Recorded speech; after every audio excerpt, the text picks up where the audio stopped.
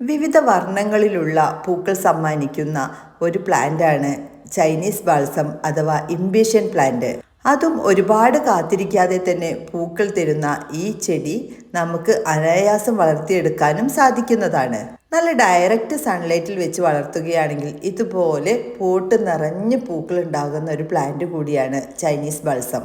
ചെറിയ രീതിയിലുള്ള പരിചരണങ്ങൾ കൂടി ശ്രദ്ധിക്കുകയാണെങ്കിൽ നമുക്കും ഇതുപോലെ നന്നായിട്ട് തന്നെ പൂക്കളുള്ള ചൈനീസ് ബാൾസം ചെടിയെ വളർത്തിയെടുക്കാൻ സാധിക്കും.